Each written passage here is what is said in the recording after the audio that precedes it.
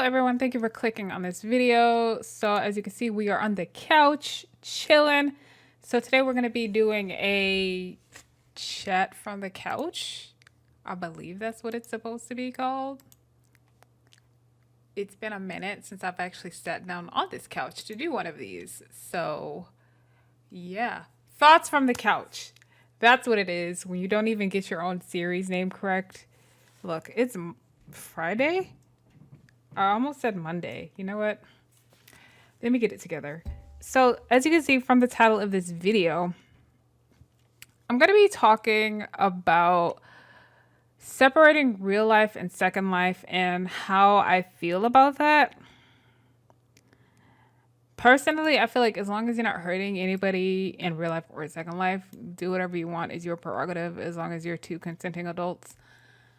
So, I just wanted to get that out of the way before I elaborated or went into more detail about my feelings. So personally, I think that I'm one of those people, I separate the two of those things. And I do that because I don't go into second life with the intention of dating anybody in real life. I don't intend to go visit them. I don't intend to see them. They won't know what my real life name is. They won't know my real life address. I'm not trying to go and be with them in real life romantically. I do take my real life, I do take my second life relationships seriously. You know, I do take my friendships and the people I meet.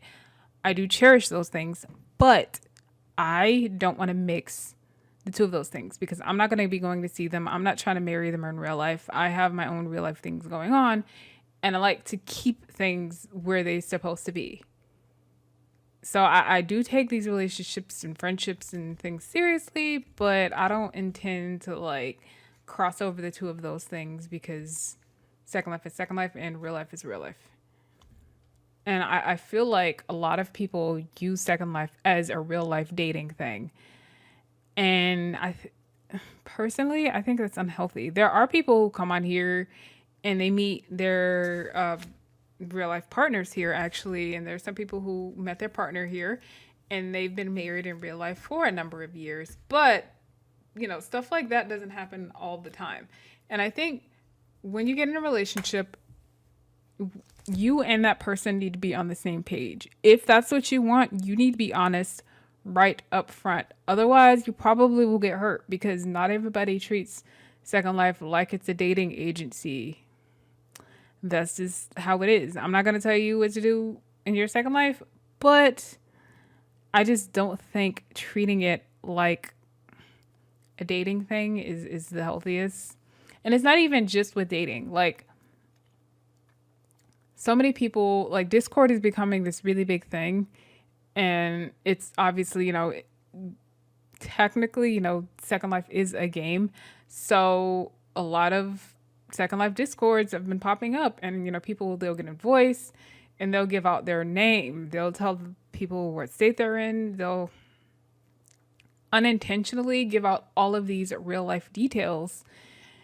And you know, you're sitting and you're spending hours talking to these people and you're getting so close to them, and it can feel very real. But you have to remember, you know, these are strangers on the internet. You need to be very careful about the information you share. And that's one of those things, you know, separate, like mixing real life and second life. It's not a good idea because you don't know who you're talking to. Technically, they could be a nice person. And I'm not saying everybody's bad on the internet, but you know, be safe. Don't be sharing all of these real life details because you don't know who you're talking to. And maybe I'm just really paranoid when it comes to separating the two of them, but I just don't want no strangers popping up at my house. Like, I don't know you. I don't know who you are. Just because we talk in the virtual space doesn't mean I know, you know, I know you like that, because I don't. Hope I'm making sense with my thoughts on this. And again, this isn't me bashing on people who have come on here and met their real life partners and stuff like that. If it worked out for you, that is wonderful. I am so glad it did.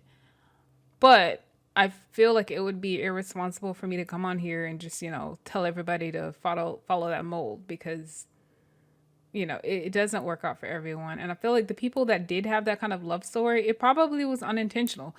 I doubt they got logged on to Second Life and were just like, you know what? I want to find the love of my life. I want to meet a boyfriend or a girlfriend or, whatever. I'm just saying, if you come on here with that intention, you're probably just setting yourself up for heartbreak.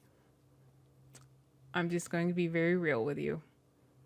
And again, I do take my, Second Life friendships and the people I meet and those bonds, I do take them seriously. This isn't me saying you can't make friends or you can't meet amazing people in Second Life because you can. There is someone behind that avatar, but you just don't know who that someone is. Sometimes it can be a super amazing person. Sometimes it could be a total fraud. It that's just how it is. And okay, so let's see what else. Those are pretty much my main opinions on that about like separating real life and Second Life and keeping them separate. And like I said, this isn't me bashing. This is just my own thoughts and opinions. And if it worked out for you, great. And if not, that really sucks. And I'm so sorry. Now, have I ever done that in the past? Let me go ahead and put myself on blast. Personally, yes and no. I've never shared my real life location or who I am in real life with somebody online. However, you know what? No. Let me take that back. Back when I was let me put myself out there. Back when I think I was about 19 or 20 years old. I was really young and I'm currently 29. Yeah, I know, ancient. Anyway, I'm currently 29 and back when I was about 19, I'm going to say 19 or 20. I can't remember specifically which age I was, but I was younger and I didn't really have a lot of real life dating experience, and I did meet someone online, and I'm going to tell a few stories, but this first one I'm going to tell, both of these stories take place in IMVU. And the first story, I met this dude online and I never shared like where I was specifically, but I did share like my home state and I just shared my name, and we used to talk so many hours. I would stay up so late. I was in college at the time. And I used to stay up so freakishly late talking to this dude. Like, oh my goodness. I was never late for class, but I was definitely half asleep most of the time. But I still passed. I do have, my degree and everything like that. Anyway, but I thought I loved this dude. Like, I barely knew who he was. And like, he sent me pictures and I would email him. However, I was still low key paranoid, even though I was still in love with this dude. But like, when we had to stop talking, which was my call because I was at the point in my life where I was in college and then soon I was going to be doing an internship, and there was just not enough hours in the day. I'm going to be very honest. And so I made the decision to snip and kind of cut that relationship, but it hurt so bad. Like, and I think that was that was probably the only time I had ever fallen for someone like that online. And I probably was sharing way too many details about my own life, and I would just still talk to him about everything, about how my day was going, about my classes, about my family situation. I would talk about it a lot because at the time it felt like I couldn't really talk to anybody in my real world. And again, this was IMVU. I wasn't really on Second Life yet because Second Life was a little complicated. Also, it's better if you have a really good computer for that. And the computer I had at the time, I mostly used it for school. It could handle IMVU, but it could not handle Second Life. And then, okay, so I'm going to move on to the second story.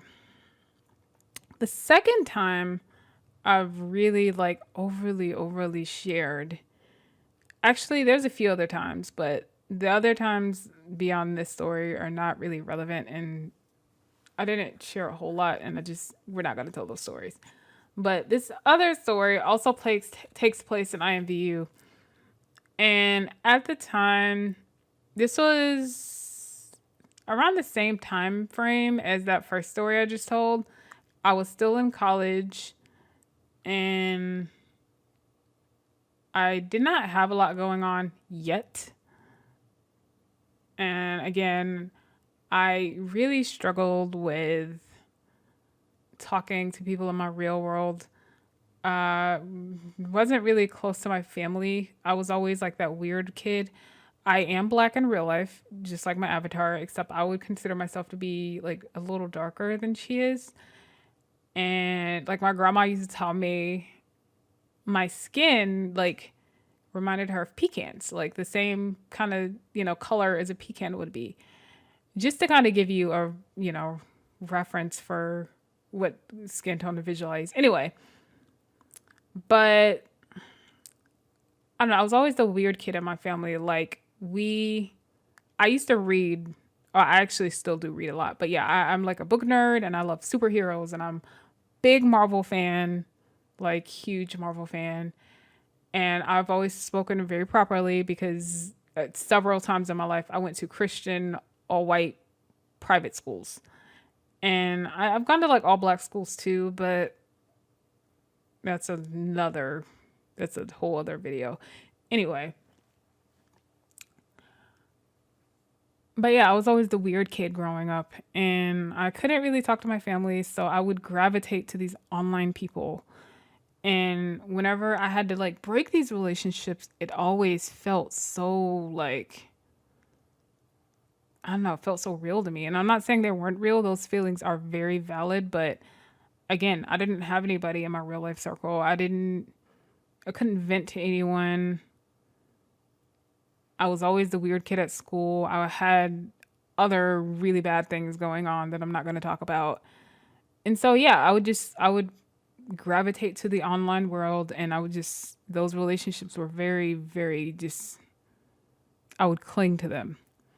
And I met this person and we became really close friends. Like, oh my goodness. She felt like a sister to me. I ended up exchanging cell phone numbers with her and we would Skype and like she would have her kids running around in the background on these Skype calls. I knew so much about her. She knew so much about me. We would talk every single day. At one point, we were Skyping each other like on video calls almost daily. And then I started dating in real life. I slowly stopped using IMBU as much. And I was kind of really discovering who I was. And I was kind of ready to seriously, live life in the real world. And then we kind of started drifting apart. And then we had this huge fallout. And I don't remember the specifics of it, but I do remember basically I wasn't really online as much and it was causing a lot of tension. And then we would talk all this crap about each other. And we weren't having these problems until I stopped really logging on as much. And then I remember after that particular incident, it was harder for me to like be close to people online because it felt like this person who I considered like I really considered her to be a best friend at the time. Like I really thought she was really down for me like that. But I had some bad things happen at that point in my life. And when I reached out to her, because I needed someone, like I said, I thought she was my best friend, even though we had fallen out.